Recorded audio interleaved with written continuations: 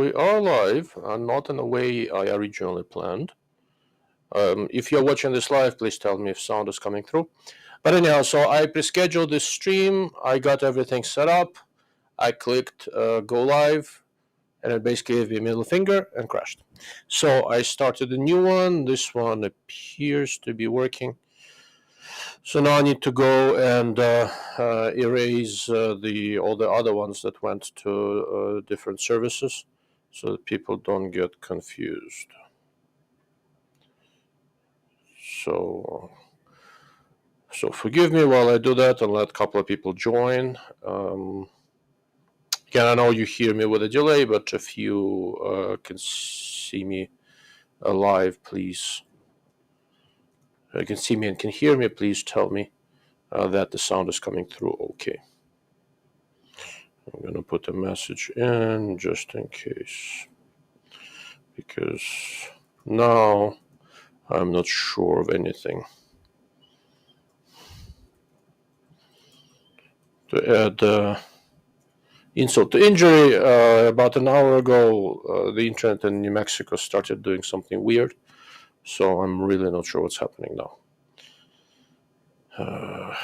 Yeah, I'm trying to load up YouTube, and all sorts of weird shit's happening.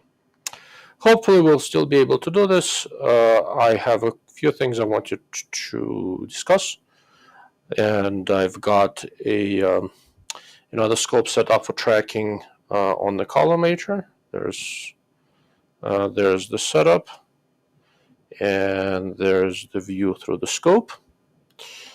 So we'll talk about that momentarily. Mr. Cushman, Eagle Rider, says, see you on YouTube. Okay. All right.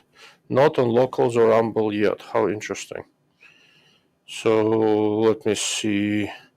Okay, locals, it shows that the stream is live. It seems to be working, just with a delay. How interesting. Okay, it looks like it's working. All right, I shall let it be for the time being then. Let me see what it did with the live streams. Okay. I'm trying to see if the scheduled live stream is popping up or the one I actually started. Yeah, I think we're good. All right, I'm going to call it good and just move on. The stuff mystery Cambies on locals, couple of people, Mike, excuse me, and Cushman Eagle Rider, that's a hell of a name, are on YouTube. There's, I think, a couple of people on Rumble. We'll see. Okay, so since I had to reset everything, let me do a quick thing on. So, okay, now you will see the chat box, and it'll show me the viewership stats. So there are a couple of people already here. So before I start in earnest, my plan was as follows. I was going to talk a little bit about my first PRS match. I've shot 3 NRL Hunter matches this year and 1 local one-day PRS match. That probably wraps up with individual matches for me this year. Next month, I'm going to shoot in a team match at the Burris Optics Team Challenge in Wyoming. And I'm hoping to also go and shoot in the TRT Sniper Challenge in Montana, also a 2-man team, in the beginning of August.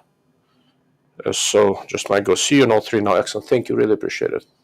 But anyhow, so I'm going to shoot 2 more team matches, and then I'm not convinced I'll be able to shoot anything in the fall. Originally, I was hoping to maybe be able to catch one of the quantified performance matches, but schedule-wise, it's not looking likely. And I have a hunt, mule deer and cow elk hunt in Montana in the end of October that I also need to prepare for. So I think there'll be 2 more team matches, and I'm going to call it good for this year. Go back to my dark layer, lick my wounds, and strategize for next year. What I'm hoping to do is once NRL Hunter and other organizations post their schedules, I'm going to try to select 3 NRL Hunter matches to shoot in next year. I would really like to be able to do 3 in a year. And I'll post as soon as I have them that I'm planning to participate in those. If any of you are around, it would be great to put a face to your name. You guys all know what I look like. All I see is your internet handles. Okay.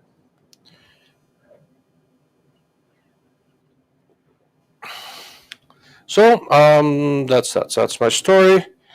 There is one other thing. I was trying to invite a couple of people over. I don't know if they can make it or not, but because the previous stream crashed, I gave them the wrong link. So I want to update the link I sent them, and if they want to join me, they are more than welcome to. Internet is running so slow, it's pretty remarkable. Can you guys see me in HD, or is it all grainy and slow? Does it look like there's any degradation of the video?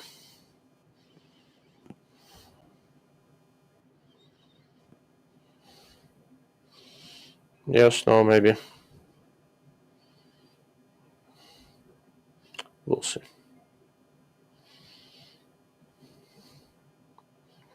Okay, so before I start, I was I'm kind of curious. So there are a few people watching this. How many of you shoot any of the matches, whether PRS or NRL Hunter? Recam video isn't HD. Yeah, that's probably because the internet is running slow today. It was fine through the day, about an hour ago, it just went crazy on me. But anyhow, it is what it is. So none of you are here for my pretty looks, so I think it's gonna be okay. So how many of you ever shoot in any matches? I'm really curious. And is it PRS style matches or NRL Hunter type matches, like unknown target, unknown distance, unknown target matches, known target, unknown distance, UKD, or paper, or what? How many of you actually shoot matches of any sort? And how familiar are you with the rules and distinctions, and what's different between them and stuff like that? I'm kind of very curious, because that's honestly part of the discussion.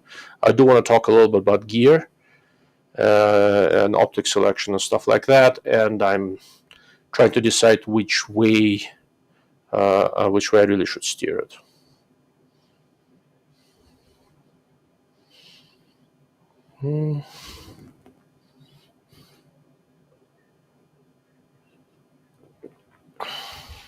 I'll give it a moment. I see more people are joining in, so we should be able to get rolling momentarily. My goodness, it's awful. Oh well, it is what it is.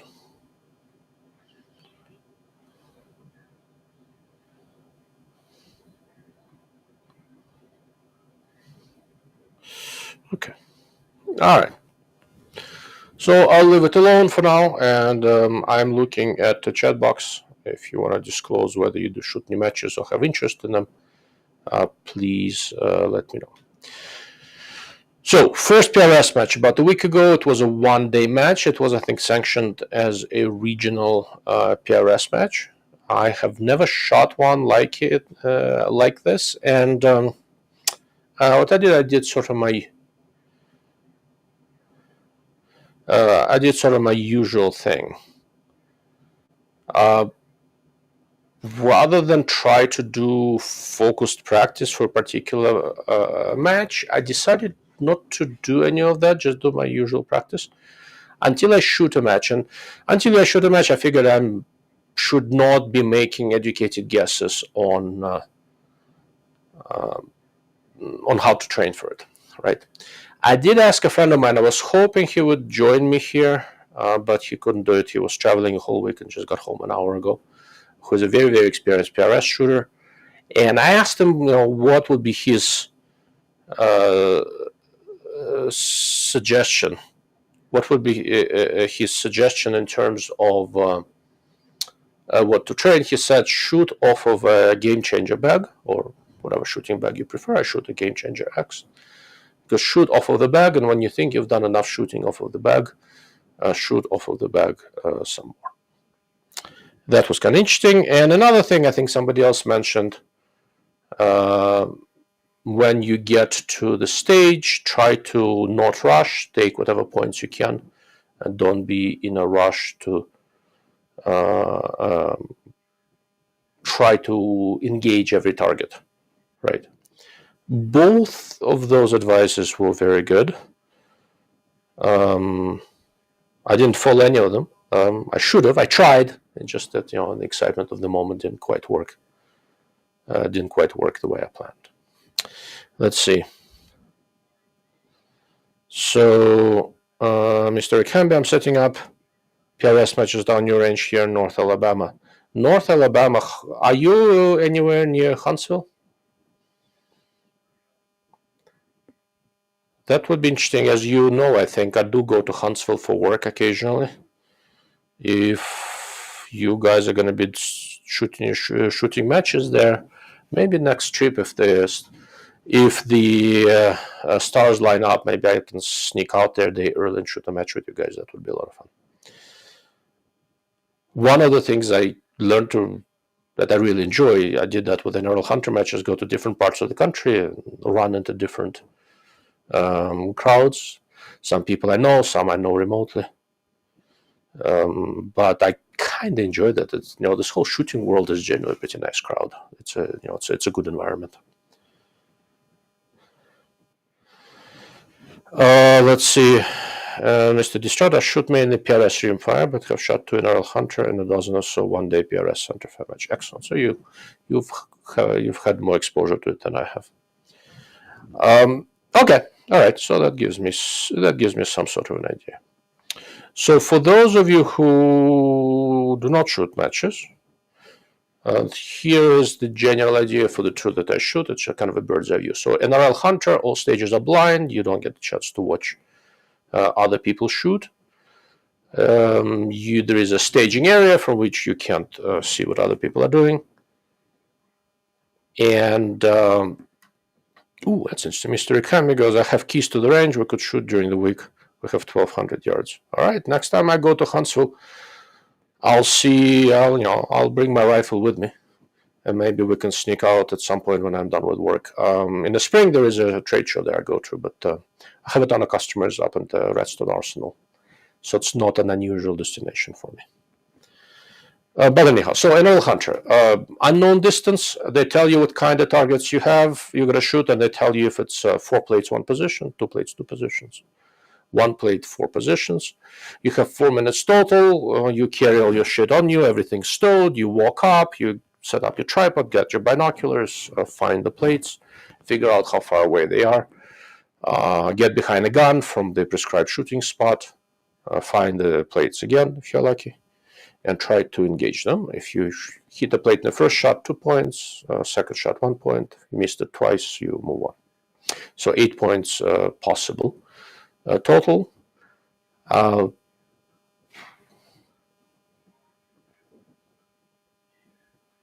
would be nice. PRS is a little bit different. They are not trying to hide the plates, although some are occasionally hard to see. I'll talk about that momentarily. But they are kind of in this terrain where they're not necessarily super easy to see. So you still have to landmark, but you can get behind the binoculars and stare at the plates and figure out the terrain and all that sort of stuff while other people are shooting. You get to watch other people shoot, which from an educational standpoint is very, very useful. And you have 120 seconds. It's typically from what I've seen, between 9 and 11 shots per stage. So basically, you start most of the time standing with a bag and a rifle or whatever you have on you in hand. You don't have to have your backpack on you, all that sort of stuff. You can stow that away. And you know where the plates are, so you can kind of try to strategize how to do this in your hand, but the time pressure is more significant in some ways. Now you have to drop into position, build up a stable shooting position, shoot a plate, transition to the next one, and so on and so on and so on. So I routinely time out on everything. From the standpoint of how the shot is, I've seen some that were relatively challenging, but most of them from what I've seen, were not super challenging if it wasn't for the time pressure. Now, talking to higher level PRS competitors who shoot national level matches, my impressions are probably incorrect. Some of the stages I've heard of out there, guys are shooting at ridiculously small targets very far away, and they're doing it quickly. But for NRL Hunter and for this local PRS match that I saw, it wasn't too bad. Some targets were fairly small, but it was doable. However, getting into a position, proper shooting position, transitioning between shooting positions, and accounting for wind and other factors gets a little bit tricky under time constraints. Okay. So my goal going to this PRS match was to not have any 0-point stages. And I almost got there, but I did have one 0-point stage, and it was an absolute complete mental fart. I spent a ton of time glassing for other people while other people were shooting. I was spending a lot of time looking at the plates, partly, to be helpful because the RO was watching the shooter, and a couple of people from the squad on the binoculars calling out whether there was an impact or not, and partly because I was hoping that would help me landmark where the plates are. And on one of the stages, I got so carried away that I completely forgot to landmark where they are. It's my turn. I get behind the rifle. I go, fuck me, where are those damn things? And here we go. So that was disappointing, but it was a completely self-induced error. For the rest of them, it was really about deciding what shooting position would work, which is just a learned skill, and it's slowly getting better, and doing so on the clock. Okay. The clock part is hard because there are a lot of things that I normally pay attention to, right? Normally, you accommodate the aerodynamic jump. It's about 0.1 error. You keep in mind spin drift and all that sort of stuff. And I distinctly remember when I was shooting in the match, because of time pressure, I had just enough mental capacity to try to keep track of the wind because, again, depending on which direction you're shooting, sometimes that direction, sometimes that direction, the effect of the wind can be quite different. And my mind completely went blank on just about everything else. And that was an absolute mistake and just something I have to be able to train myself to keep in mind. At the last Hunter match, the gentleman I was squatted with, who's a good friend, he was with me on the live stream, Mark was home. He has this interesting habit for NRL Hunter.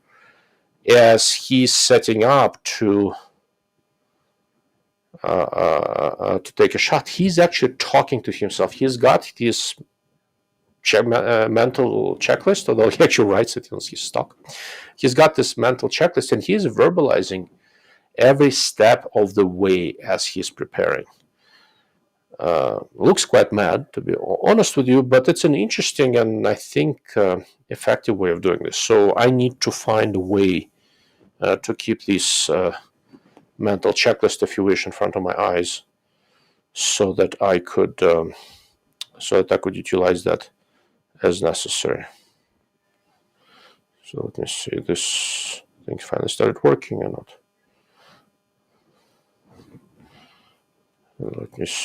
There we go, finally. There we go. Okay.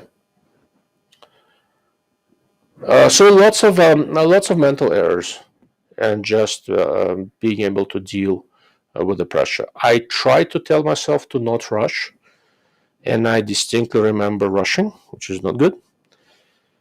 I don't know if it would have helped to have a timer or not. I have a suspicion that the timer would only add to the anxiety. But for people who have done this longer, timer is probably a good idea. It's one of the reasons I'm so interested in potentially doing this with Burris's XTR PS scopes that have a timer within the field of view and a heads-up display inside the scope. I know that PRS guys who really want to go fast and and winning and getting a couple seconds back is useful. Use white tape and mark their distances and all that sort of stuff. I didn't do any of that. Would it have helped me? Maybe. I didn't want to mess with it honestly because I don't think that's where my problems are, and also because I view the PRS style shooting as training for NRL Hunter, because for me NRL Hunter is still ultimately more interesting. So I wanted to use the same exact optic setup in terms of dialing and the glass and everything as I use for everything else. So the rifle I used for the PRS match is ended up being my daughter's minifix in 6 arc of all things, except I took off the lighter Telson scope she has on there, and I mounted a Tangent 85-25. So all of the matches that I shot this year, I shot with different tangent scopes, either 7-35 or 5-25. So I had some. I've been primarily shooting Q rifles. I have 2 fixes, one a 6.5, one a 308. I shot the first match with a 6.5, and found that my very early fixed receiver does not like feeding with smaller calibers, so that went back to Q. Now it's finally shipped back to me. It's on the way now. And the next 2 NRL Hunter matches I shot with my 308 fix that didn't have any reliability issues. But 2 days before the PRS match, my fix died. I sent them the bolt back. I think I managed to wear the sear out. And that sort of makes sense. I've got, I think, a little over 8,000 rounds through that rifle. It has served me faithfully. It's a very early fix. It's serial number 003. But, all things come to an end. They sent me a new bolt, so it should be fine. But it managed to crap out 2 days before a match. So I had to improvise and used a minifix. It was a 12-pound rifle. So even with the relatively diminutive 6 arc, there was ultimately a little bit more recoil movement on the rifle than I would have liked. I watched some of the better shooters shoot, and most of those guys are running guns in a 22 to 25 pound range with relatively mild calibers. The biggest caliber I saw in the PRS was a 6.5 Creedmoor. Quite a few people running almost 6 dashers and stuff like that. I didn't do a full survey, but they were mostly running pretty mild calibers and very heavy guns. A recoil is not too bad. I was able to comfortably, obviously, spot my own shots from all the shooting positions I had. But the balance, obviously, I think ultimately matters more. If I was planning to be a dedicated PRS shooter, I'd build up a heavier gun, and I still might, because I really enjoyed it. And locally here we have 2 ranges that do these PRS style competitions. The one I shot in is actually a sanctioned PRS match, and I think they are going to do it yearly. So if you happen to be around next May, there'll be this match called High Noon in Del Norte in New Mexico. Come join us. It's a nice match, beautiful area, and a pretty nice crowd. The way the terrain there works makes it a very, very good practice for reading the wind. It looks a little bit like Cameo in Colorado in some ways. Probably not as many angles, but difficult terrain, lots of surface morphology, wind shifting on you all the time. You're shooting up and down a little bit. But the wind really kicked our asses. Morning was reasonably quiet, and an afternoon, so when we got to the positional stuff, it wasn't as far, but wind went something. It became gusty up to 20-25 miles per hour, very different where we were shooting from compared to where the plates were.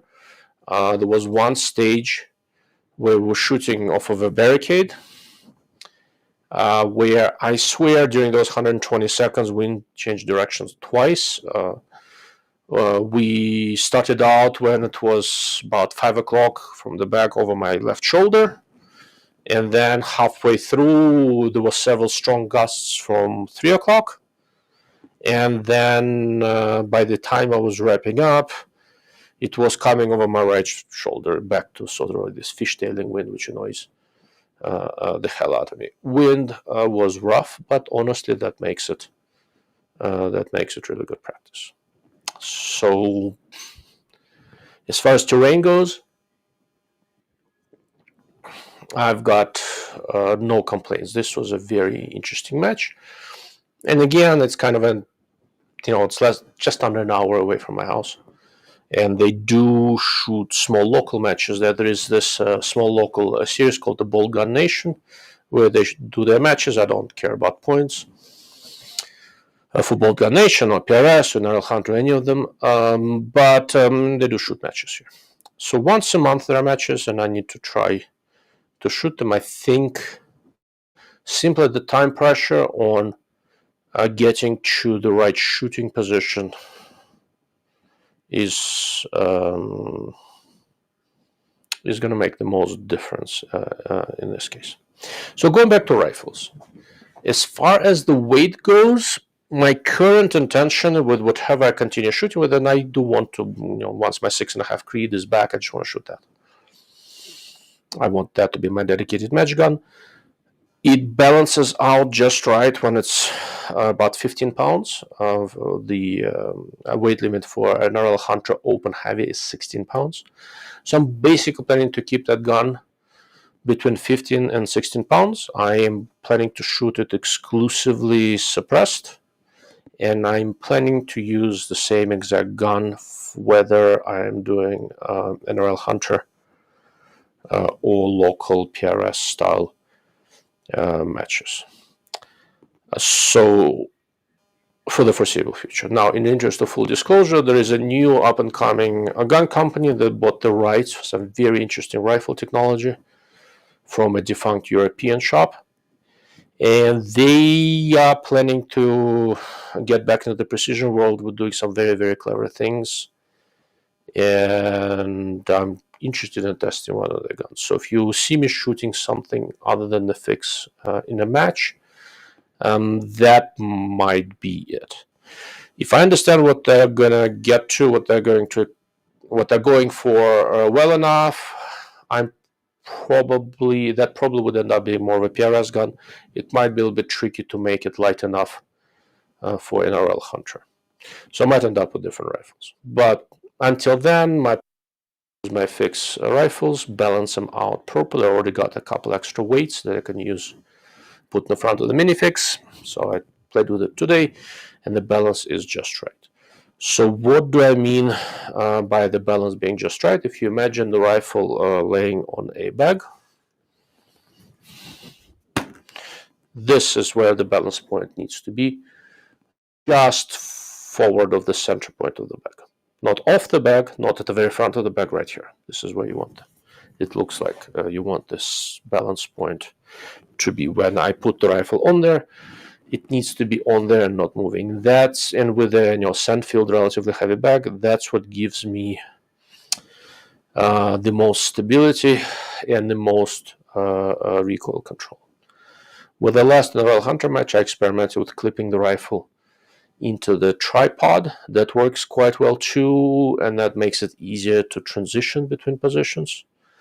But again, I did a little bit more experimenting, and I shoot measurably better when I have a tripod with a plate and a bag on a plate. So that's probably what I should be doing, but it remains to be seen how I go about it.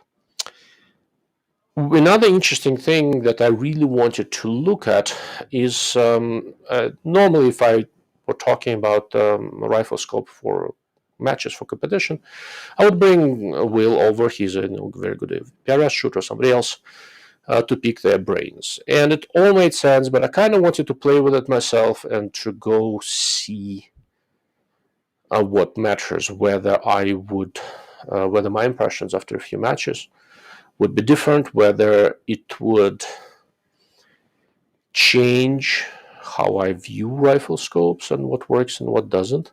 And I have to admit it really didn't. You don't have a nice scope.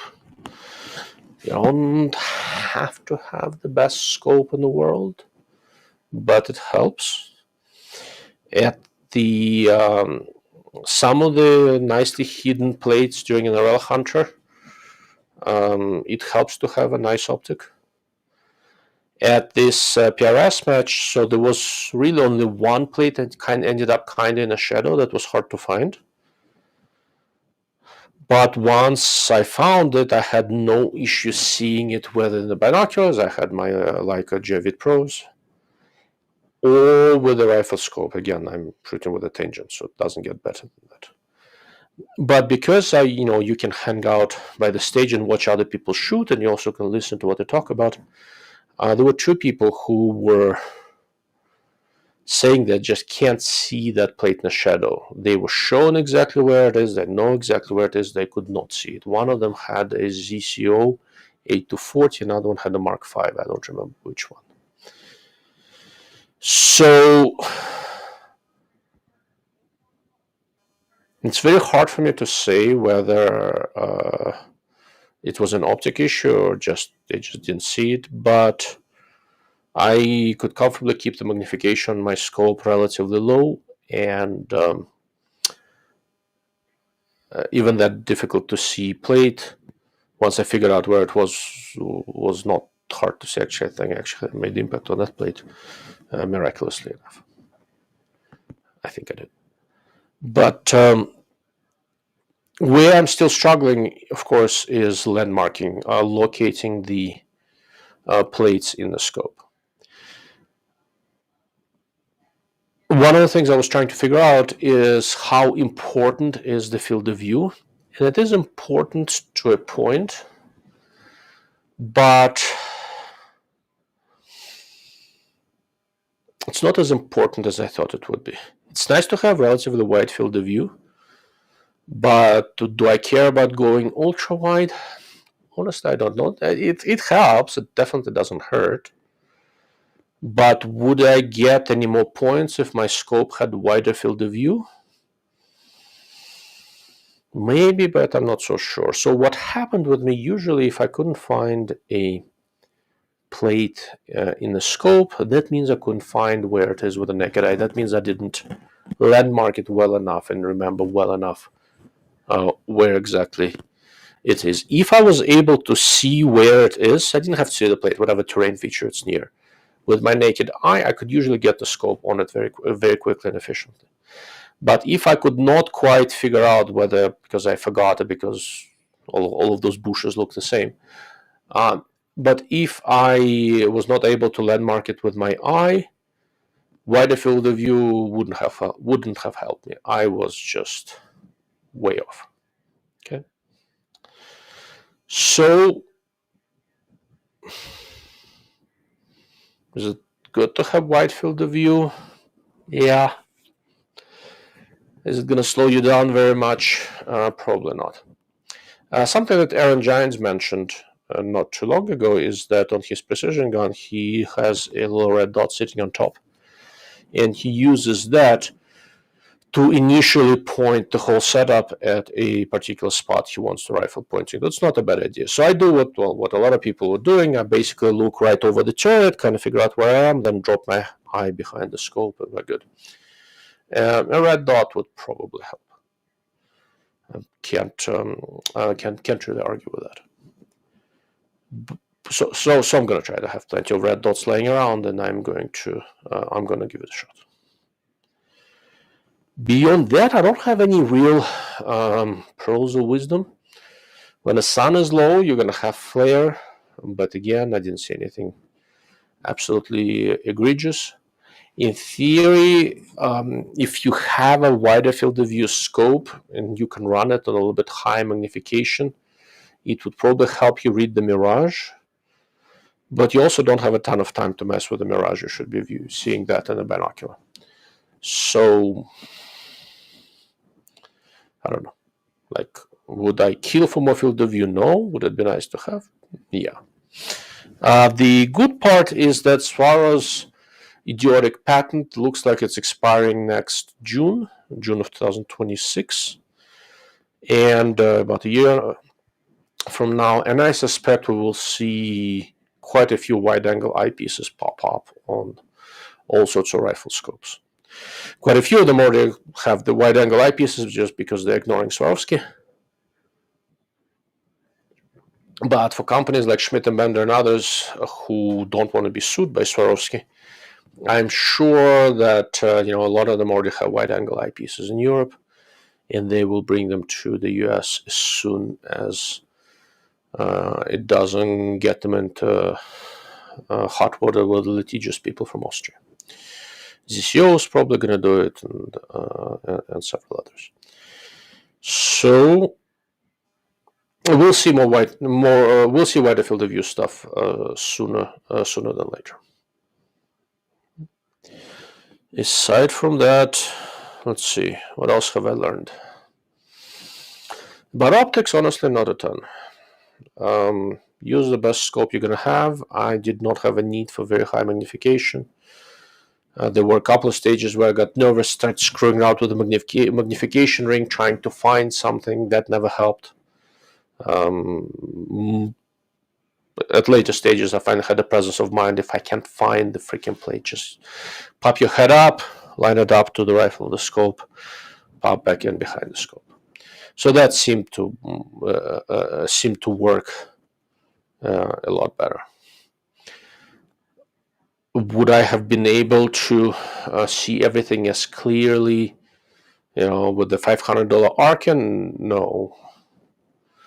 But $2,000 XTR Pro, yeah. I don't know if I'd be able to see that really, shaded, well-hidden target. I have no clue. Probably would, but it's hard to say. But I ended up making a conscious decision to, in the short term at least, to only use one scope type. I have two tangents, and they're very relatively similar optically. And I've just been using either one or the other. And I'm going to stick with that for a little bit, and definitely stick with that for the larger 2-day matches. If I succeed in shooting local matches with any regularity, I'll start using that to test different rifle scopes. But time will tell. Okay. Any questions, concerns about all these match-related gear, optics, bipods, stock, chassis, bags, support equipment, tripods? Tripods are kind of a big deal. They're definitely a bigger deal for NRL Hunter. If you have any questions on that, now is the time. And if not, we will transition into looking at tracking and the reticles for a couple of scopes I've got here. I'll give it a couple of seconds because I know there is a delay between when I say something when you hear it. And I'm going to make sure there aren't any errant questions at other places that I'm not seeing. Okay.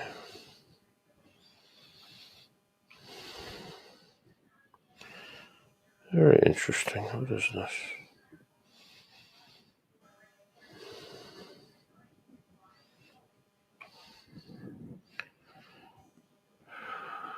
I'm going once. I'm going twice.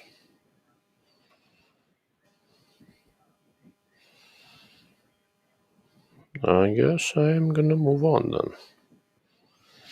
Alright, Mr. Akambi, I have purchased engines because of videos. As I'm older, need reading glasses now. I think the PS is the future for me. I'm waiting on your review. So far, I'm very impressed with XTR PS. And once I was going to shoot this match with XTR PS, that's what was 308 fix. But then since I had to switch rifles in the last moment, I didn't feel like messing with it and just popped a tangent on it and was done. And zeroing and resetting tangent takes me 12 seconds because everything is toolless and quick, and because I have so much mileage with those scopes. I'm kind of with you. Being able to see the adjustment and the timer and the level and all that inside the scope without ever looking away has got to be an advantage. And my plan is to keep the XTR PS I have, or at least one of them. I still have two. I have a 5.5 to 30. That's going to stay on the 308 fix for now. And I'm going to go use that for a lot of the positional training, basically, lessons learned from the PRS match. So before too long, I'm going to have a ton of mileage with it. And the other XTRPS, the 3.3 to 18, I've got it sitting right now on a very accurate 56 AR. That's basically I'm going to be using for the same thing, especially since 56 ammo is substantially less expensive. So for right now, my early impressions for XTRPS are extremely positive. Optically, between the two that I have, the 5.5 to 30 is a little bit better than the 3.3 to 18, but both are pretty decent. The optical formula is that of the XTR mosquito of XTR3i. So XTR Pro is a little bit better, but XTR3i is no slouch. It's a very respectable scope. You are paying a premium for the electronics, right? So XTR3i 3.3 to 18. The regular one is what, $1,200, something like that. And the XTR-PS 3.3 to 18, same optical systems, but with a display, and all electronics is a couple of grand. So you are paying a premium for that. But from everything I've seen so far, I think the premium is worth it. Burris is kind of an interesting company. They do a lot of clever things, and then they don't market them very well. So if these XTR-PS scopes are not a raging failure, Burris's marketing people are going to end up as a business school study case at some point, because I think it is, honestly, I think it is a better mousetrap.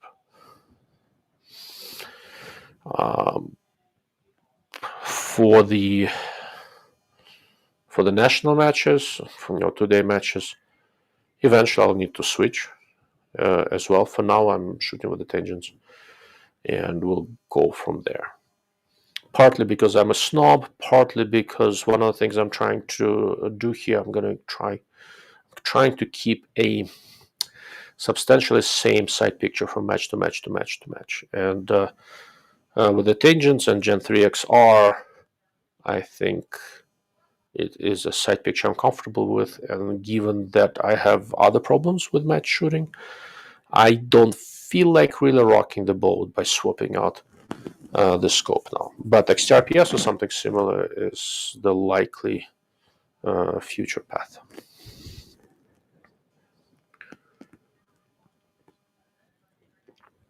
Okay, so I'll assume that's it for the questions.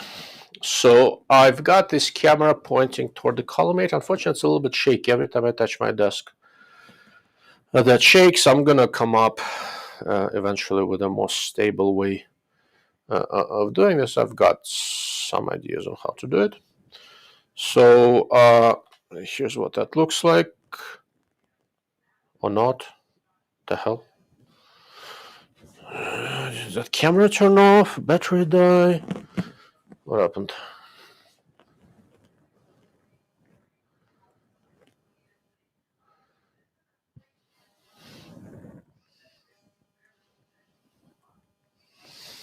All right, let's give it a shot again.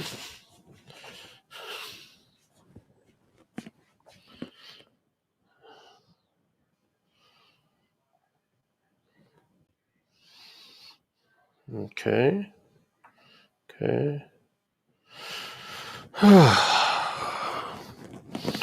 Give me a moment. Technical difficulties.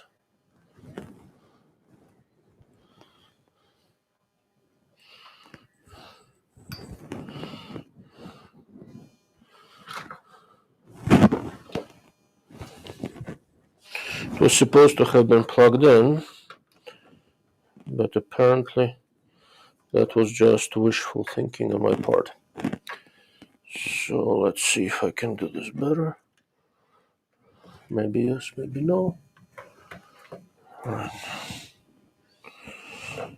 I've got a whole rat's nest of different cables here. Let's try this one.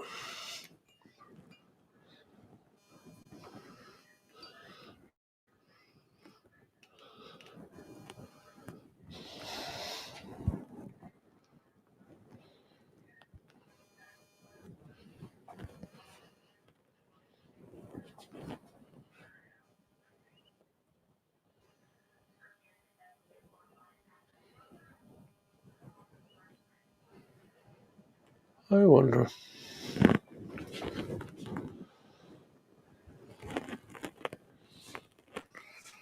Okay, let's see if this works any better.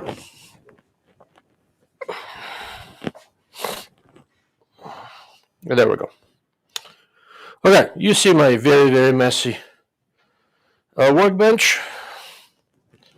So just for those who haven't seen this mess before, so what I have here is I've got a collimator that projects a green backlit reticle that is calibrated in miliradian. It's projecting as if that grid is at 100 yards. I've got a rifle scope here. The rifle scope sits on a series of different stages. There is a lap jack that moves the thing up and down. There is a stage that controls the tilt. There's another stage that can rotate it this way and this way. So using that, I can zero out the turret, use the motion stages to line up the projected reticle from the collimator to the reticle in the rifle scope. And then I've got a camera looking at the eyepiece of the rifle scope, essentially simulating what a human eye would see, and an output of that goes to the hub in the computer. I also have a small display right here so that I can see what's happening. Here's what this camera sees. I assume, is that it? Yes, that's it. I'm going to turn my computer so that if there's a comment, I might be able to see it. And okay, so the reticles are now reasonably lined up. The rifle scope that I have here is a Leapers Integrix, what they call IX 3-18 by 44. So I'm going to move a little bit of the stage. You'll see this moves up and down. So the thick reticle is what's projected. The thinner reticle is what's in a rifle scope. And this takes it left, right. Okay. I am not super concerned about lining up the camera perfectly behind the eyepiece. The eyepiece of the scope has fairly wide field of view. You notice it's wider field of view than this camera with this lens does. Again, I don't care. I only really care what's happening in the middle. So first thing I'm going to do, I'm going to line up the reticles, at least vertically, as precisely as I can, which is not always trivial. Maybe I'm going to turn on the illumination. My setup here is a little bit wonky. Right now it's green illumination. It kind of helps me get this thing lined up. It's a little bit too bright, so let's make it lower. But you know what, let's make it red. There we go. Okay. So it's always, this thing always pulses, and this, because the illumination is a little bit easier to see, it's the dark edged reticle in the collimator, I can align it a little bit better. The way I like to do the alignment, I want them to be perfectly superimposed on the horizontal because I'm about to do elevation test. But I want a slight gap between the projected reticle and reticle in the rifle scope on the vertical. So this scope that I have is not what Leapers is planning to do. It seems they are planning to manufacture this in the United States. They're building a facility for it. The scope was developed by some sort of an OEM. I could never quite figure out. They claim it's their own, maybe. The owner of Leapers is originally from Taiwan. I don't know if that's their own company or a third-party OEM, but it is in Taiwan. So these are the first rifle scopes I see from that Taiwanese company. In optical, I'm super impressed.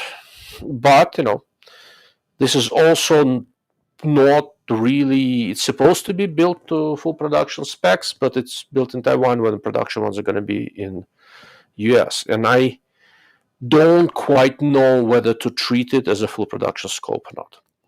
Before we get to tracking, notice that the reticle in a rifle scope, which I know to be accurate, in a reticle in a collimator, and the reticle in the rifle scope do not perfectly line up. You notice they line up in the center, and you start immediately picking up some errors. And by the time we get to 6 milliradian, the 6 milliradian line in the rifle scope is clearly not lined up with the 6 milliradian line now. So I'm going to zoom out a little so you see more of the reticle. By the time we get out to 8, there is a little bit more misalignment. It looks like by the time we get to 8 milliradian, the reticle, the 8 milliradian line in the reticle is at about 7.9. And see, by the time we get to 12, you see there's 12 on the bottom there. By the time we get to 12, it's probably about 0.15, maybe even as much as 0.2 milliradian off. So there are two possibilities for why the reticle would not necessarily be perfectly lined up. Okay, you guys with me so far? Yes, no, maybe.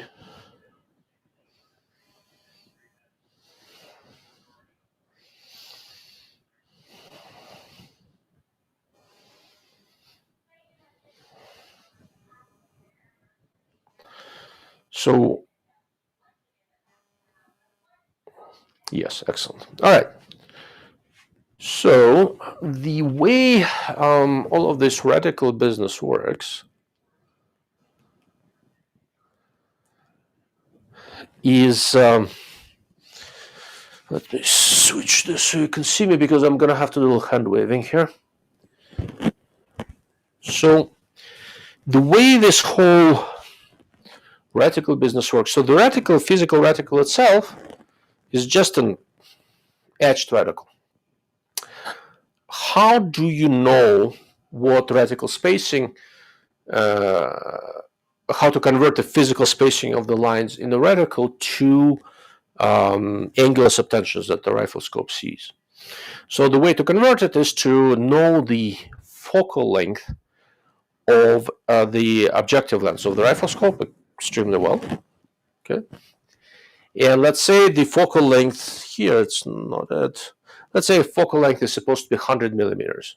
Okay, that's roughly the distance from the front element to where the turret side. Not exactly, but it's close. So an optical designer goes, okay, for a objective lens focal length of 100 millimeters, you need to etch the reticle with this specific linear dimensions, and the dimension of the reticle converted from milliradians to what it means in microns or millimeters or whatever linear unit you want to have, usually microns. These are very small features. For example, when I design reticles for people, right? So for some of my commercial clients, when I design a reticle, I mark up all the dimensions in milliradians or MOA, but I usually do milliradian reticles. I mark up all the dimensions in milliradians. They send it to their OEM or whoever is going to be making the actual etched reticle. They convert it to linear units, and they send it back to me for approval. I ask them what is the expected focal length for the objective lens, and I check to see whether everything was converted correctly. Okay. What happens if I was anticipating a 100 millimeter focal length objective lens system, and when they manufactured it, something went quite off, and they made it with a 90 millimeter focal length? Well, that means that the reticle is bigger than it needs to be, and I'm going to be about 10% off. What is the focal length of the objective lens as manufactured, 99 millimeters versus 100? Well, I'm going to be 1% off. Or if it is 102 millimeters instead of 100, I'm going to be 2% off in the other direction. Okay. Is this all making sense? You with me, guys? Let me see if this makes sense and have a sip of my coffee, and we'll continue and look at the actual tracking.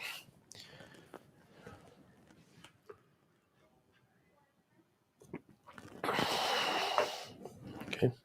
Yes, no, maybe. All makes sense. Nothing makes sense.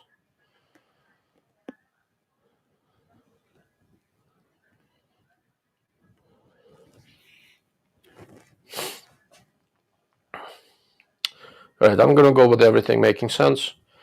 And if it doesn't, please put something in the chat box and I'll elaborate. Okay. All right.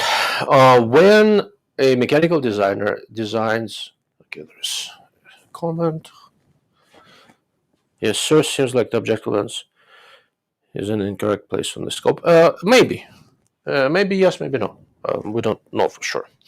But we'll get some reasonable ideas on the subject shortly. So when the person designing the turrets and the click sizes and the adjustment range on the turrets does the adjustment, they basically use the same thing, same basic calculation. They have to adjust their mechanical step to be just right for a given focal length of the objective lens. So if the focal length of the objective lens is incorrect,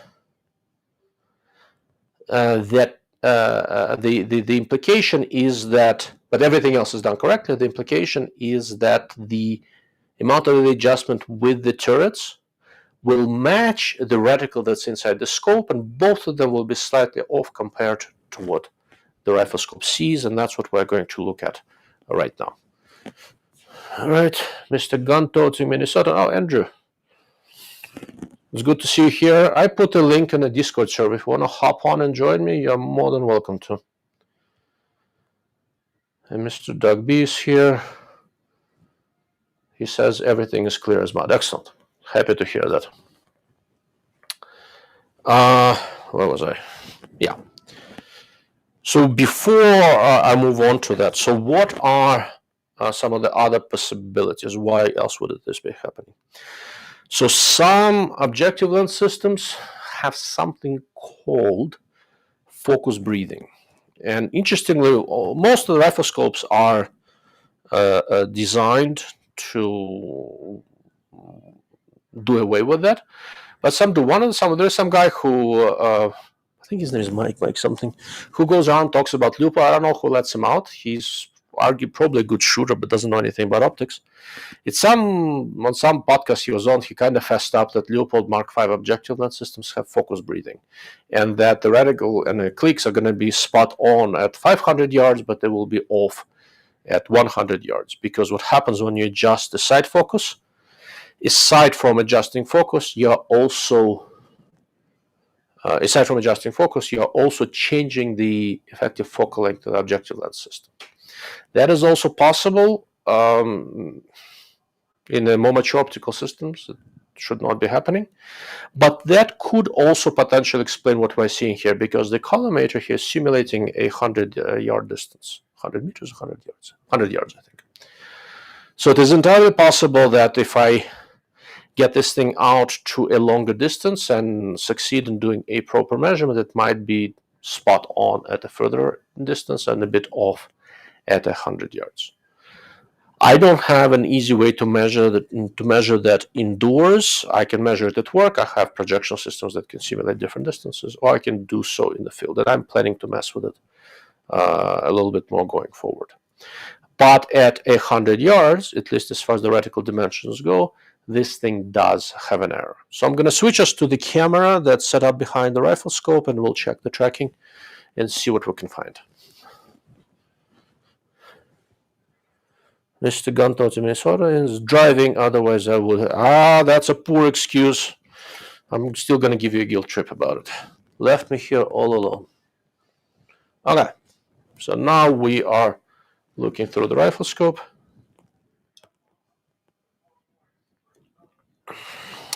Andrew, how dare you be driving when I'm doing a live stream?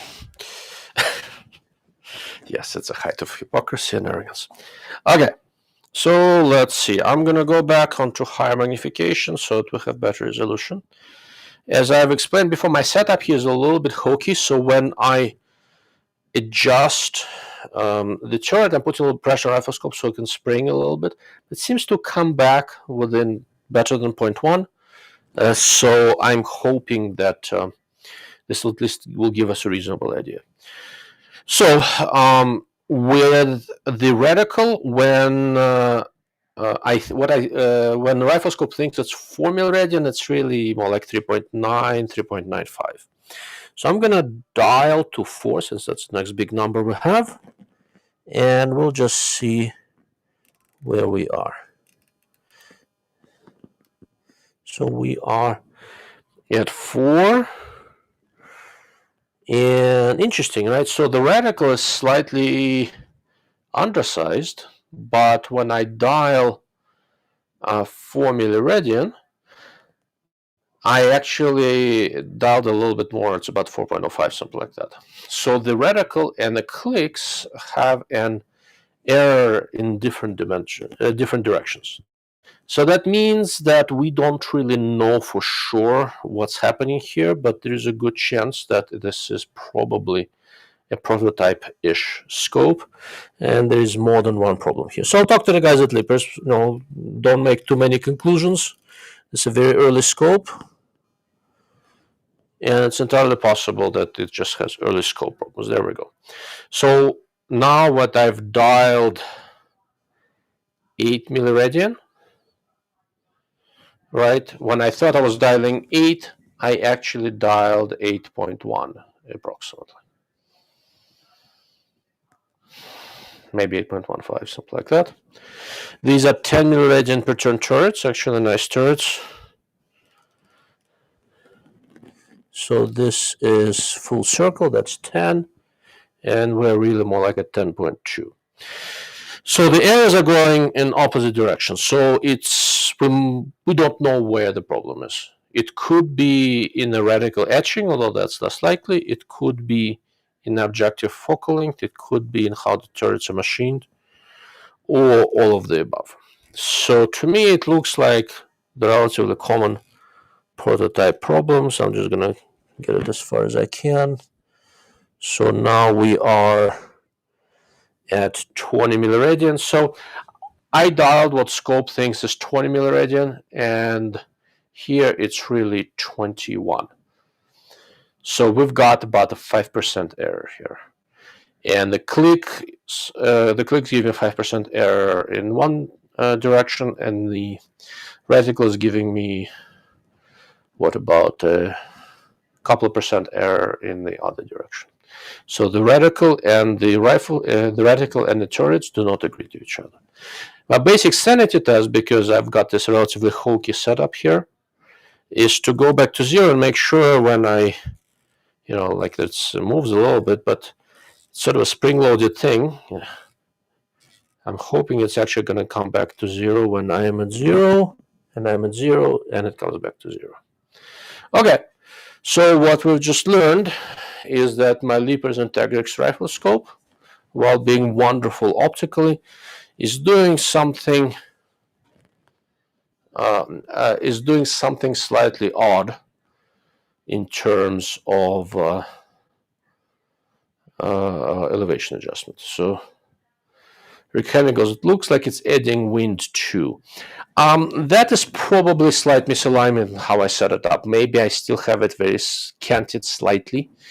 If I wanted to be super precise, I would look at this, and if it looks like it's adding wind, adjust the cant a little bit and see if I can line it up better.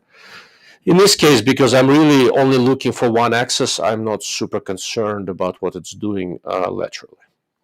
But the next step here is that, so it has the locking windage turret, and I'm very curious to see what it does with windage. So now I'm going to offset it a little bit vertically and line it up horizontally, and we're going to see if the windage turret is doing something along these same lines. So I'm going to offset it a little bit here. And where was I? I'm going to offset it a little bit. Line up here, offset here. There we go. So yeah, I think my cant is not quite right. That's the wrong way. I can adjust that if it makes you feel better. Okay. So let's look at the reticle accuracy. So the reticle is again undersized. So horizontally and vertically, the mismatch is about the same in terms of the built-in reticle in the rifle scope compared to the reticle in the compared to the reticle in the collimator. So now I'm going to dial 5 milliradian. The way these windage turret goes, you can't do a full revolution. I think it gives me like 7. So I'll dial 5 in one direction, and we'll see where that takes us. Is this 5? Yeah. Okay, I dialed 5, and as far as actual shift, so that's very interesting. So horizontally, it more or less matches what the reticle did. So I'm going to go back to 4 because that is more instructive. Remember, so when we looked at the reticle horizontally, it will look to be slightly undersized. And now that we adjusted the windage turret, the adjusted location is exactly where the reticle said it should be, right? So let's make sure I have everything properly lined up.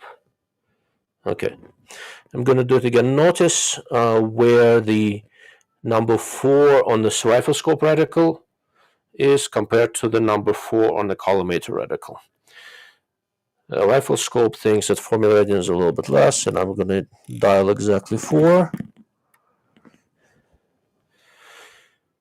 And interestingly, so I think we have some turret machining issues here. So the vertical and horizontal turrets are machined a little bit differently. So which is kind of the usual prototype business. I think there's an issue with turret machining. My best guess is that, not knowing how much trouble it can get them into, they sent me a prototype, which is not a good thing, because the elevation and the windage turret are machined differently. The elevation turret has a 5% error one way, and the windage turret has about 4% error, so plus minus the other way. And the reticle has its own error. So I think this is just some sort of a prototype scope. I will have a chat with them, get the gist of what's happening, probably return the scope to them, tell them to not send it to people, and wait for production scopes to show up. Okay. So before I to the other scope I've got here, I also have not checked full tracking. With this particular one, that's a Tract 2.5 to 15 by 44 with the Eagleman reticle, which I happen to like very much. So I am going to pop that on as well as soon as I find the right wrench. And there we go. Unfortunately, the way this is all set up, I did not think through the axis, and the way my office is set up, there's only so much that I can do. There was really only one wall where I could do this. So I have to attach, detach stuff sort of by touch here, which is unfortunate, but it is what it is. Let's make sure I have the right chart, the right key for this. All right, I'm going to pop this on here, and then I'm going to switch the camera in the other direction. Offer some parting thoughts on the Integrix 3 to 18, and go from there.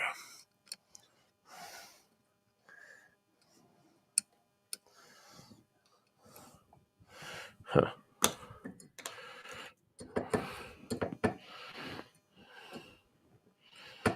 There we go. Oh, that's going to be interesting.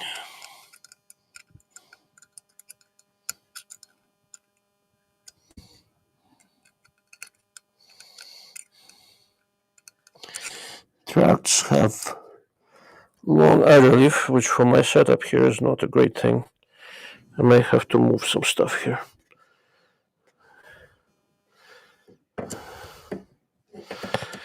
Yeah, I think I'll have to move it. Sorry, guys. I don't like doing this stuff during live stream and have you watch all these machinations, but I assume you also want to see the scope tracking checked. Why is this not hitting?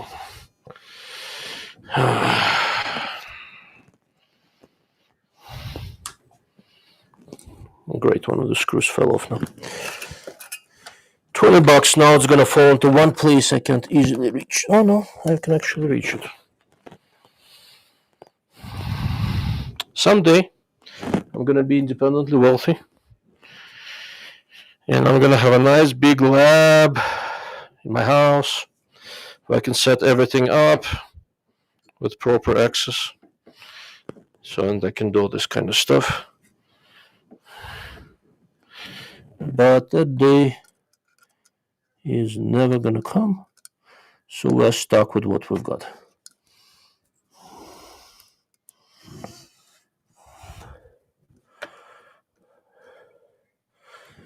Alrighty, that's almost lined up. I have the camera here on something called the Z stage.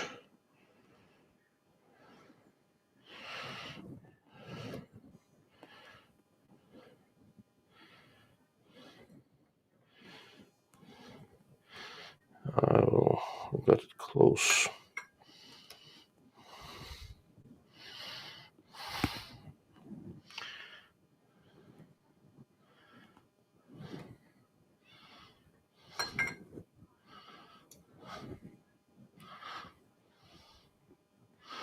Okay.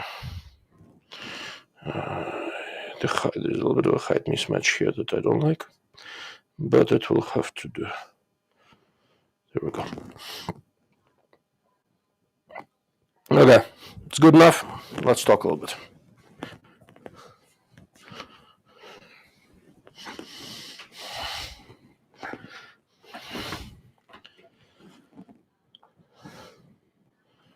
Alrighty.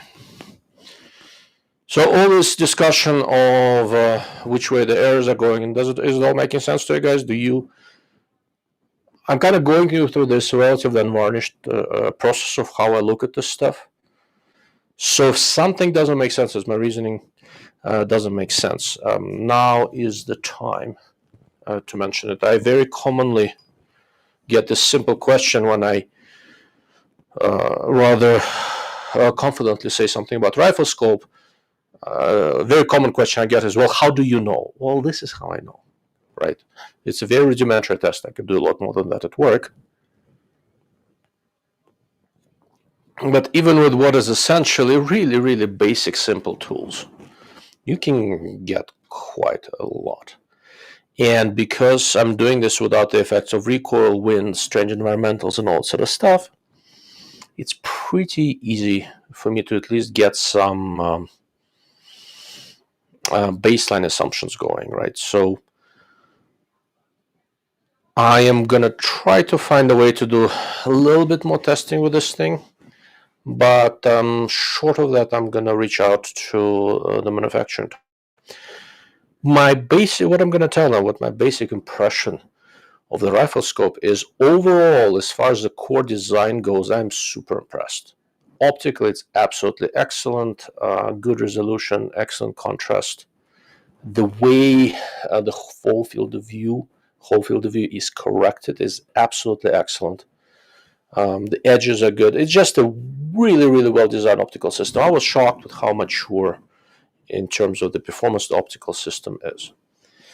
But the rifle scope is not just an optical system, it's an optomechanical system. And from the standpoint of the optomechanical system, this particular sample has problems, as we just saw. So I have not done this collimator tracking on it before. This is a first. You are kind of getting the whole thing in real time. I didn't pre-stage it with a scope that I knew would fail the tracking test. No, I just had a couple of scopes. I wanted to do tracking on them, and I figured I'll do it in real time with you as we go along. Right, so you see what I see. Then the only other thing that I can do is explain how I think about it given what I'm seeing. So if something is not clear, please ask. Okay. All right, I'm gonna have a sip of water, and we will transition to looking at the Tract Toric 2.5 to 15 by 44 with the Eagleman reticle.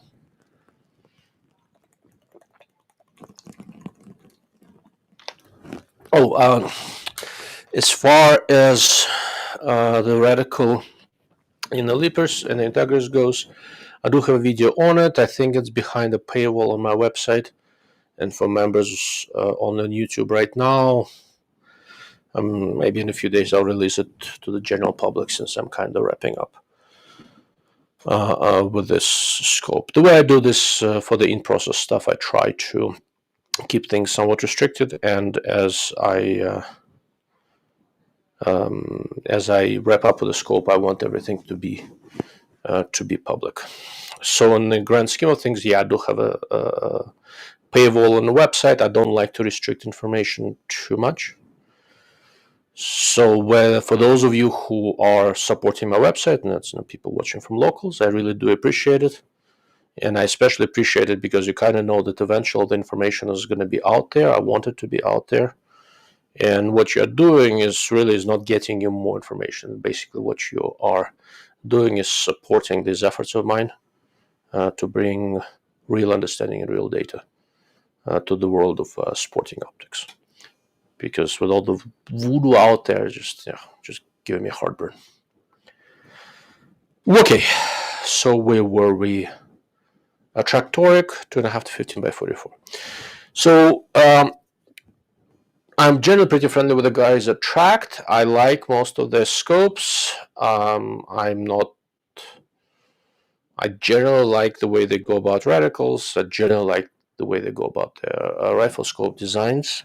They are a decidedly hunting-oriented company. At least it started that way. They started doing a lot more stuff for longer-range things and for precision. But all of their rifle scopes have really more eye relief than you need for all this precision stuff. They insist on having very close to 4 inches of eye relief on almost everything. And that introduces certain complications. One of them is that field of view and eye relief are kind of in a tug of war. So if you want to have really long eye relief, you are... My other camera died? What the hell's... So the camera is looking through the rifle scope just crapped out, and it was hooked up to the battery, so I'm trying to figure out what gives. No, it looks like it's supposed to be okay. Oh, never mind. It just went to sleep. Nope, the battery actually crapped out. What the hell?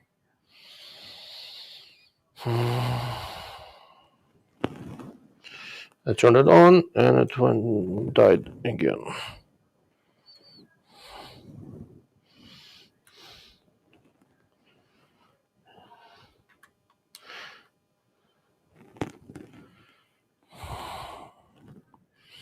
All right, it's charging, so I guess I'll talk for a few minutes. I hope it'll get me to the point where it's gonna work again. This is not a good camera day for me, I'll tell you that. Okay, I need to make another adjustment here. So I'll talk, in the meantime, I'll switch you to through the scope view. I need to make another adjustment. And I'll talk a little bit about the history of this 2.5 to 15 by 44 scopes from Tract. So, where was I? Yeah. So I'm pretty friendly with the guys from Tract. Their scopes, their Japanese scopes, at least the Torics, tend to be a little bit on the heavy side. They have big, beefy turrets, and they're usually not light.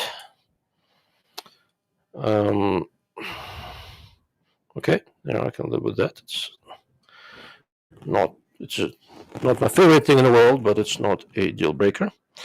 When they first introduced the 2.5 to 15 by 44, the scope was made in Japan Polite Optics Works, the first thing they did, everybody was complaining that their scopes are too heavy, so they went and made them a second focal plane, illuminated and front focal plane, non-illuminated because illumination module was adding a little bit of cost, and everybody was giving them a guilt trip about weight, and somehow they decided that's where they're going to save the money. I like the scope a ton. I had one of the very early milliradian non-illuminated scopes.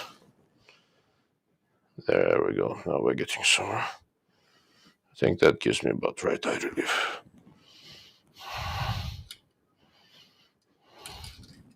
Okay. I'm just sliding the scope forward a little bit to get the right eye relief set up. One of the things I need to bring here from my garage is a power screwdriver, I think. This is beginning to annoy me a little bit. I'm using all the little L wrenches here. But anyhow, so the non-illuminated 2.5 to 15 by 44 was very nice, but really needed illumination. Unsurprisingly, because front focal plane scope reticles tend to get kind of small on low power. And without illumination, you have to make the reticle thicker, or it's going to be a little bit too thin on low power. The guys at Tract, one of the things I really like about how they do business is that they actually listen to their customers. When I pointed out what I pointed out, they didn't exactly argue with me, but they make the rather correct assumption that should be listening to more than one guy, no matter how opinionated. So I was not the only person to point out that they need to have reticle illumination. So they made reticle illumination. So we're almost focused enough. There we go. Okay. I think we're good. So they made reticle illumination, which was nice. And then I have one of those scopes. I still do. I thought it was a major improvement. It's a scope I recommend all the time. It's in the 30-ounce range, which is a little bit heavy for the scope of this type, but it's optically quite nice. It is robust. It is equipped correctly. It's long enough. With a long enough main tube, you can mount it on almost any gun. And in my practice, it holds its zero very, very well. Simply looking at this, one of the things we learned from looking at the other scope is that you want to see if your reticle lines up. And it looks like it lines up pretty well, definitely within 1%. I can see maybe some very slight misalignment, but it's kind of at the point here where I might just be seeing a little bit of parallax. I'm jacking up the whole thing a little bit because it's a little bit too low. Okay, there we go. So, am I seeing reticle? Reticle size is about right, or very, very close to it. Okay. You all with me? All makes sense? Hope? Yes, no, maybe. All right.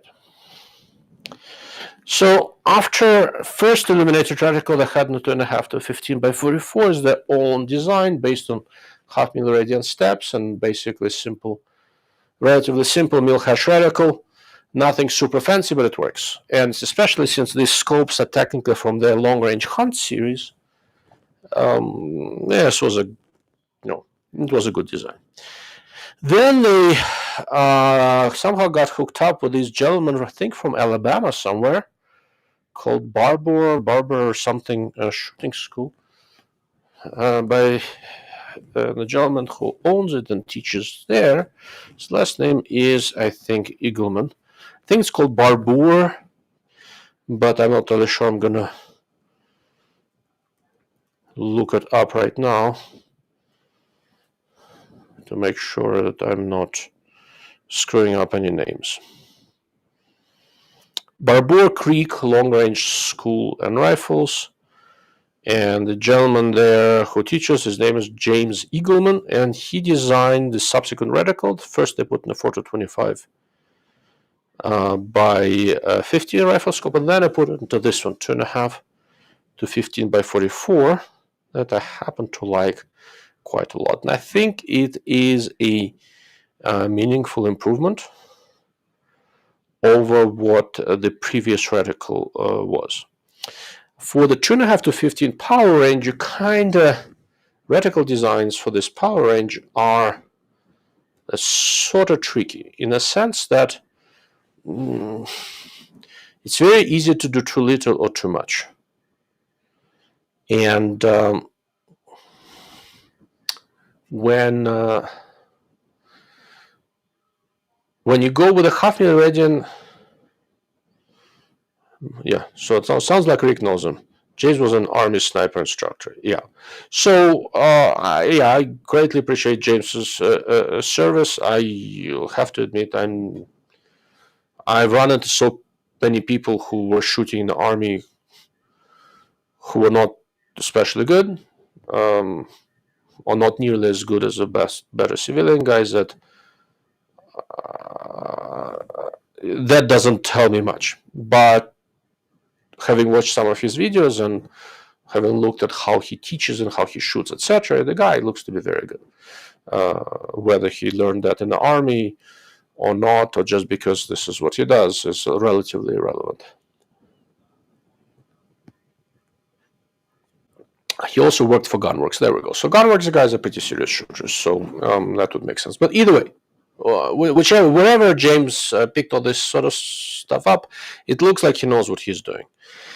And conceptually, there are some similarities, for example, to some of the stuff I see from Gunworks, in that if you look at this, he's got these arrows on the left and the right saying left wind and right wind. And in the Revit Accuroscope that I liked a good bit, they also had these left and right indicators. It looks silly, like, oh, we don't know which way is it, but when adrenaline is coursing through your veins and you're on a clock and you just saw an elk of a lifetime walk out, you forget all sorts of stuff. So it's not a bad thing to have a relatively unobtrusive reminder of which way to go for which kind of wind.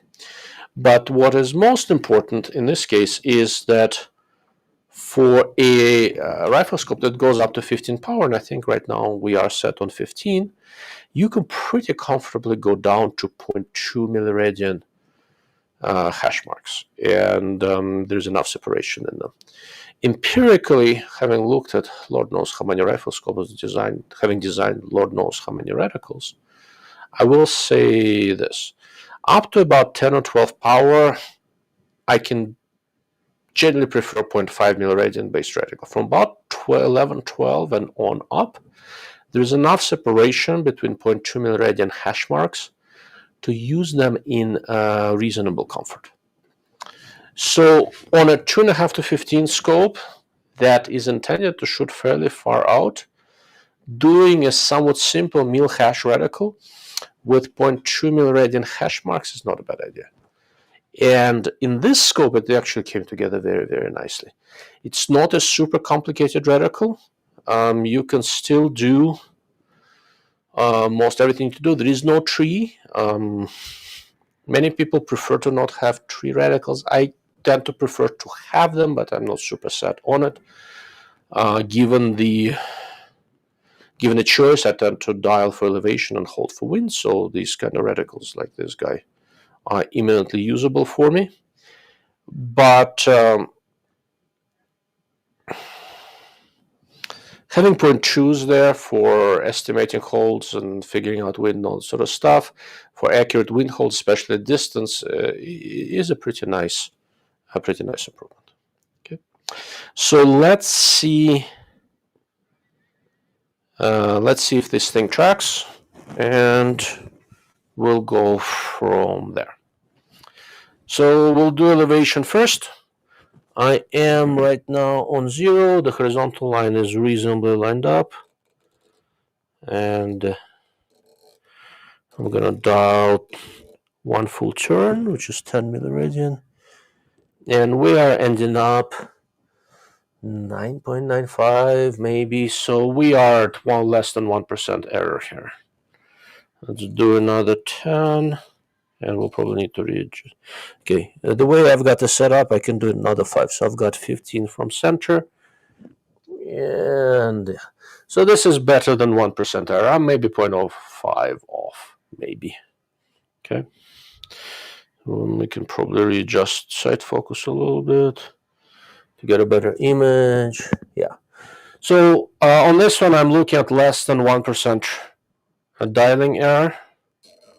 And let's go back to 0 and see if we end up where we end up. Notice again, as I dial, there's a little bit of spring in the system. That's the limitation of my setup. Let me adjust sight focus again. But it came back to the same basic alignment as we had before. I'm looking at those little, those arrows and their points lined up with the horizontal line from the collimator.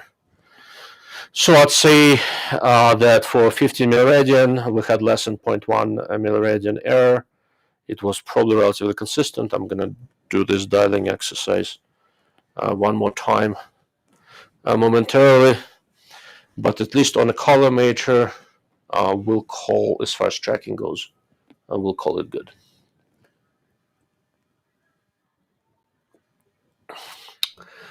On a scope like this, normally I would not care one way or the other about windage tracking because the windage chart is covered. But if you guys are interested, put it in the chat box. We'll test tracking as well. So let's go. Let's dial 15 milliradian one more time. That's 15. Yeah, we're less than 0.1 off at 15. So I'll call this good. Good job by Tract. Let's get it back to 0. Nice, 0 stop. Okay, very good. Right, you want me to look at the windage tracking as well, or we'll call it irrelevant and move on? Going once, going twice. Anybody interested?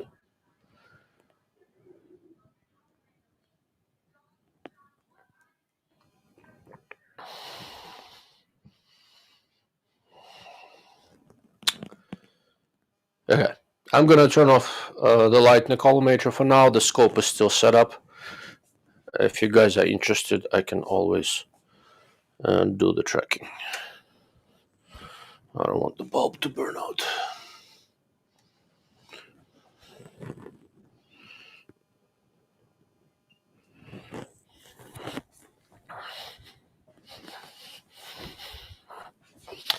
Who turned off the light?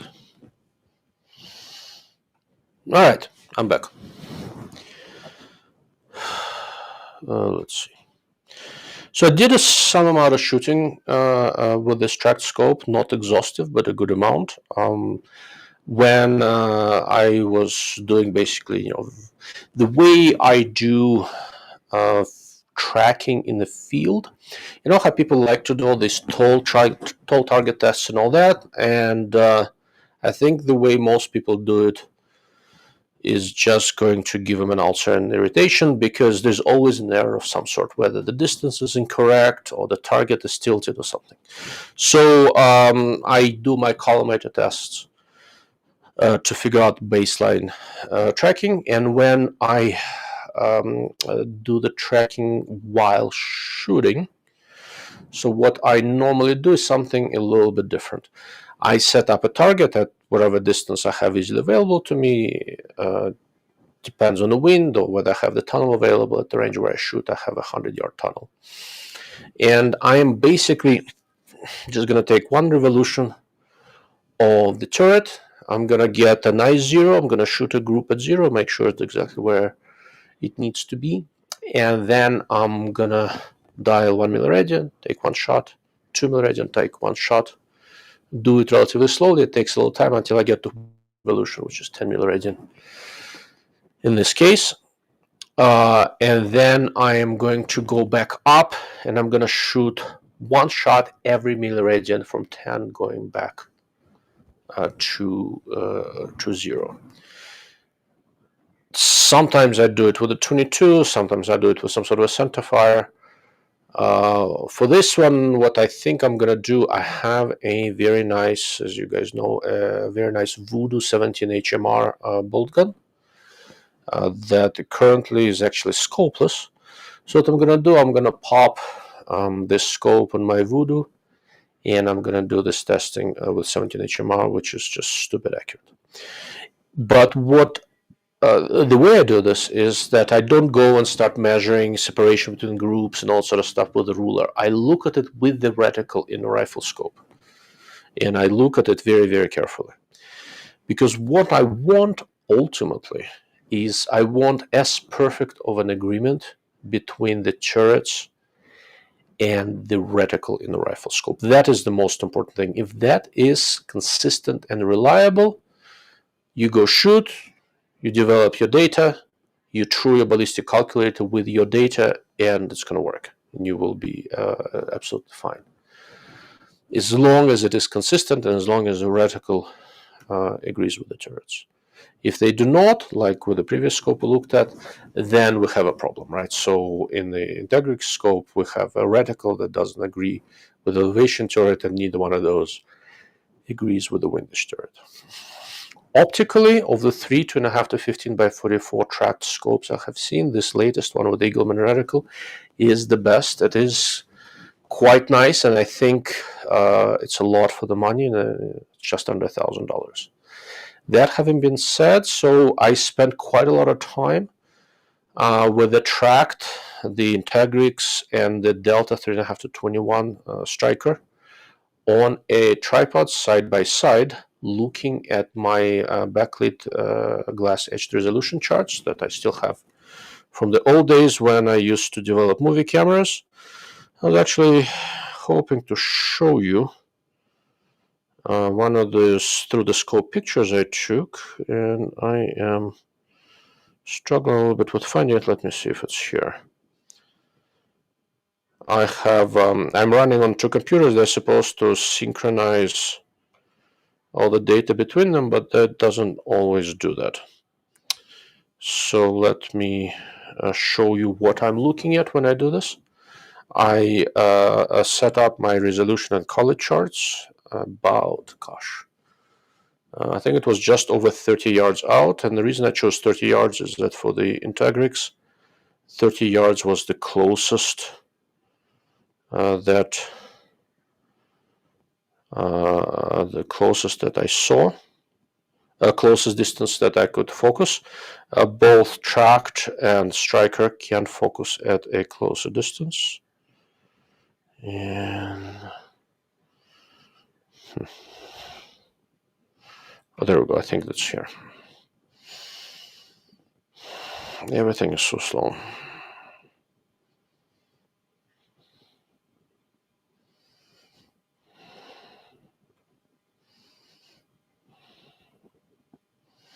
All right, well, it's loading up. So what I have this video resolution chart and a color chart used to calibrate movie cameras. And I set those up and I look at them.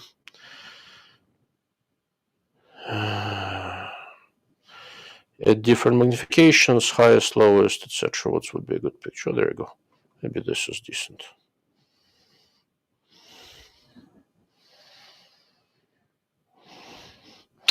This is the view through the Leapers, I think.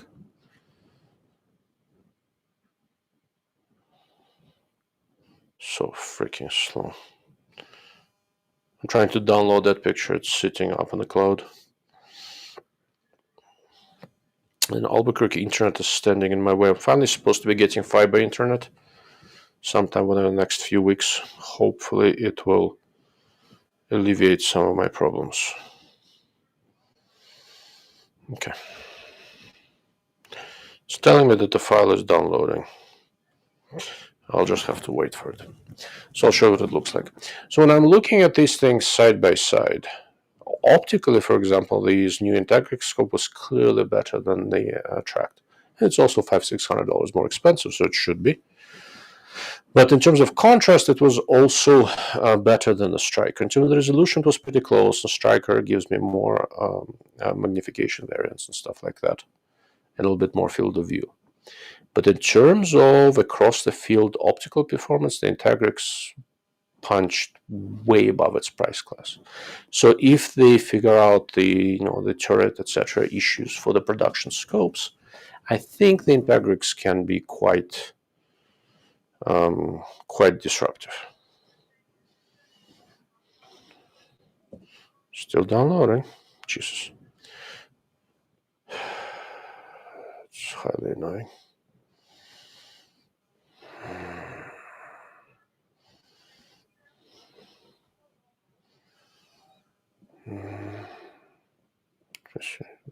Here. I have another potential way to get to these. Yeah, not there yet. Okay. All I have to do is wait. I'm at the mercy of my internet. Okay. What is the tract closest to optically? It's extremely similar to the 2.5 to 15 that Maven has, and honestly, it's the same core design. There are several others. The fact that Tract is able to offer it for under $1,000, I think, is a very good thing. I think it offers a lot for the money. And again, now I've seen 3 of these scopes. All have been robust, all tracked. I've shot them on a variety of different firearms. The highest recoiling was probably my muzzle loader. So that's a 275 grain pointy bullet going at about 2,400 foot per second. So which is no slouch. Had it on a 308, on a 280, on 22s of all sorts. The scope just works. And as far as bang for the buck goes, I think it is easily one of the better designs out there. The weakness of this Tract is that the field of view is kind of mid-pack on the narrow side, but that's the price to pay for the long eye relief, to be blunt. That's pretty much how it pans out. Okay. So that's that. If that file doesn't download like soon, I'm just gonna give up and I'll post some pictures at a later point, and we will call it good. Okay, I'm more or less, I've been at it for a bit over an hour and a half, so that's roughly where I usually want to wrap these things up. I see there's still a few people here. If you guys have any questions, anything you want me to address, now's the time. And I'll hang out for a few more minutes. And if nothing else comes up, then I'll bid you good night and wrap up for the day. Okay. So let's see. What is this?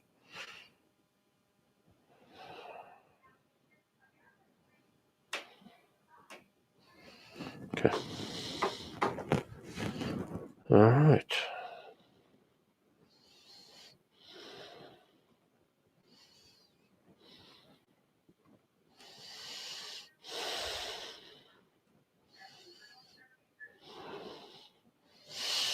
Yeah, I'm probably going to give up on downloading. Oh, no. Now it's alive. Okay, so let me show you what my resolution chart looks like. So all this time it was downloading a 2.3 megabyte file. Something with my internet is truly screwy. Let's see. Maybe because there's a bunch of stuff happening. I'm live streaming, other people are watching TV, etc.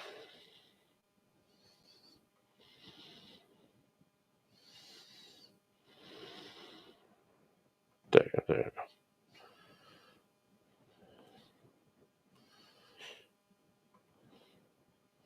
So this is what my basic resolution chart looks like, and below it is the color chart. This is not the best picture. Looks a little blurry. I couldn't quite see it until I downloaded it. Let's see if I have a better one. But looking at this resolution chart, 30 yards out with a variety of different optics, the Integrix was pretty impressive. I have to admit. So it's a little bit of a bummer that the turrets are not there, but it is what it is. You know, they make the scope. I didn't do this. The nice thing about this chart, the way it is, and let me see if I can zoom in on it a little bit and explain why I use this.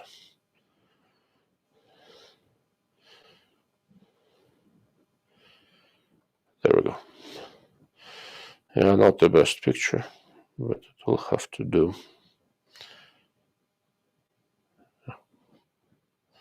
So if you look at, so there's a bunch of lines that are kind of converging, and I can easily see where I can discern separating lines or not. But very, very important, if you look at these, what essentially forms like a square, what it is different. It's different grayscale blocks. It allows me to get a very clear and very nice idea of the contrast being rendered by the optic. To see, let's say on the light side, can I see where the different one square starts and another one ends? On the dark side, between 90% gray and black, can I differentiate between them? And the same basic thing happens on the optics side. Let's see. On the color side, notice what's there on the color, basically standard color advertising signs. There's some lettering, some shapes, some irregular shapes. You really want to use irregular shapes as much as you can. This is interesting. I'm trying to pull up another image that's downloaded and it's not cooperating at all. Fucking Windows.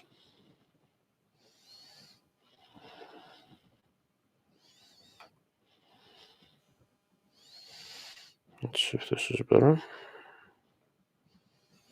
Yeah, a little better, not much better. Let's present this one.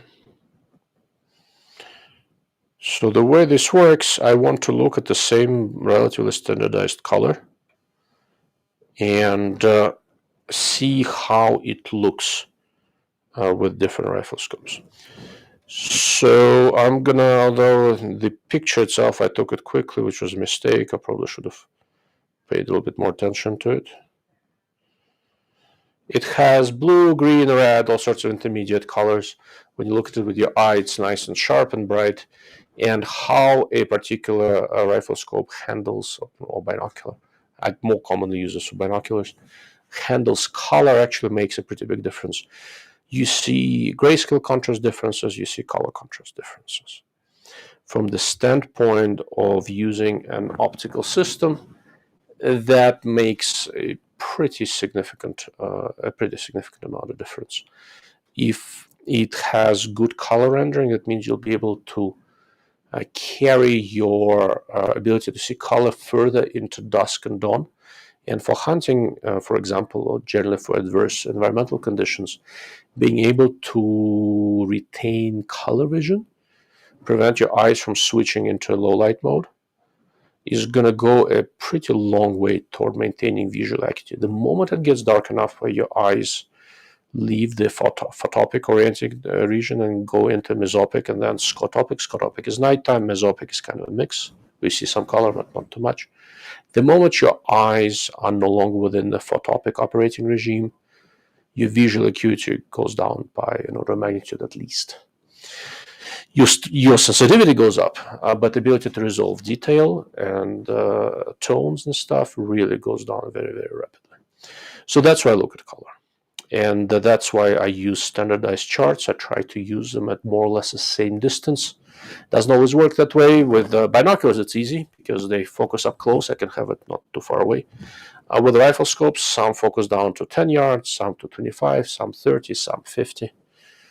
For these, it turns out to be 30 was the furthest, so that's why I ended up using the resolution chart.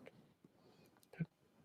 All right, since there are no more questions, I'm gonna go and assume that this all makes sense and it was all sufficiently educational. I hope it was. And it was kind of nice, so far every time I show you scope tracking, we've looked at what XTRPS and Stein and others, everything was working great. I'm kind of happy that I stumbled on a scope that doesn't track, because in some ways it's more educational to show how to approach it, how to analyze it, and how to narrow down to where the problem might really be. Okay. So I hope it all was entertaining for you guys, and I am going to wrap up. I'm not 100% certain when I'm going to be able to do the next one next week. I am hoping to still be at home, and the week after I'm going to travel. Being home for a couple of weeks has been good for me. I can actually talk now, and I'm not coughing out my lungs every waking moment, which is a nice luxury that you don't understand you miss until you spend 6 weeks coughing. Didn't like that at all. If there is enough interest, I can potentially do another one next week on Thursday. The week afterward is very unlikely. But I'll see what I can do. I need to hop over to Texas and potentially to Indiana, so I'm not entirely certain what conditions I will have to be able to do a live stream. Okay. Thank you all for sticking with me for, almost 2 hours. You guys are saints. If there are any questions that I didn't answer, please put something in the comments. If you're trying to get my attention quickly, go to my darkmodeoptics.com website. That's my locals website. I check that very, very regularly. If you put a comment up on the YouTube or Rumble, I will get to it eventually, but I make no promises in terms of the timeline. On locals, I'm there all the time. Thank you all, and have a good night.